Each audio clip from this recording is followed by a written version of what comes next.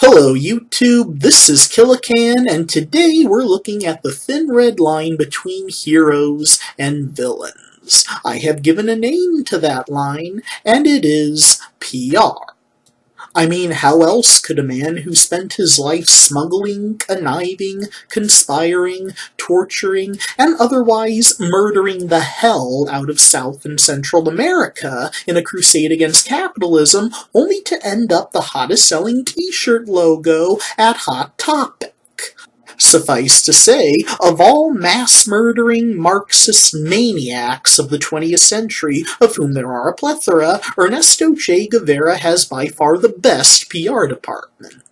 Even the video game industry has showered ill-deserved praise upon his rightfully desecrated corpse, one particular case being Metal Gear Solid Peace Walker, in which you play as Snake, formerly a CIA commando who has become a mercenary in 1970 Central America and is working with the KGB and Soviet-friendly guerrillas, who vocally proclaim him as the second coming of Che.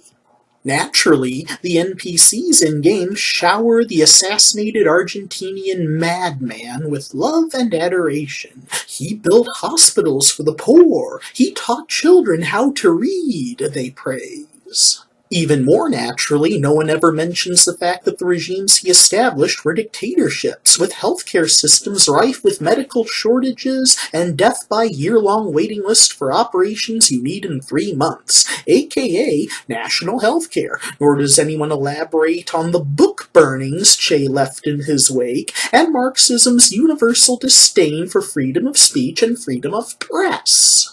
And they completely ignore the man's expertise/erotic obsession with torture, and that he trained entire units of Cuban army torturers to work over people, especially gays, with rubber hoses.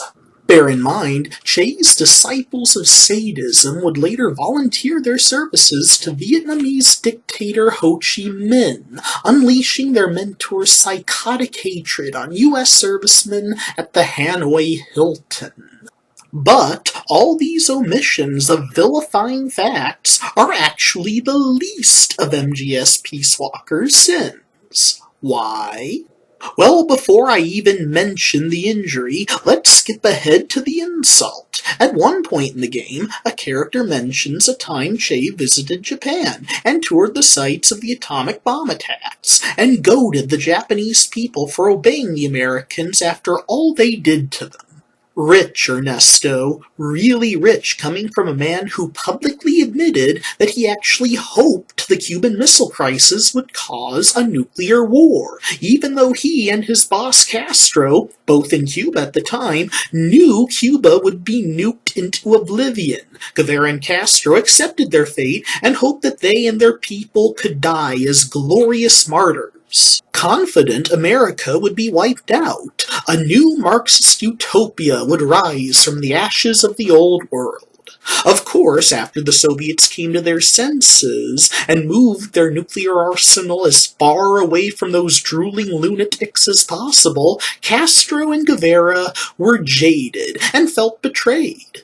So much so, Guevara immediately devised a plan to nuke New York City, right in the middle of the annual Thanksgiving Day parade. Yeah, let that sink in a moment. All those people, all those children watching the parade, having a great time, looking forward to an oven-roasted turkey dinner, only to end up roasted themselves in a madman's pursuit of Karl Marx and Friedrich Engels' delusions. Thank God Guevara couldn't get his claws on a nuke, and the attack never occurred, but the damage to the Metal Gear franchise has been done. The entire premise of the games, from the 80s to the present, has been a lone commando on a mission to infiltrate, sabotage, and destroy a weapon of mass destruction and prevent a nuclear attack. If there's one historic figure who should not be admired or emulated by a hero in this franchise, it's Che Guevara. It's a betrayal of the central theme of the series. It's like having a Doom movie where the Marine doesn't fight any demons from hell, or a Max Payne movie that has next to zero gunfights or slow motion. Hell, even the god-awful Super Mario Bros. Movie at least honored the core premise of Mario and Luigi rescuing the princess from Bowser Koopa. Although Snake and company do destroy the big weapon at the end, the fact that they idolize and whitewash a man dedicated to the polar opposite of their cause is unforgivable. I reward this game no points, and may God have mercy on its soul. Thank you all so much for watching. Peace out.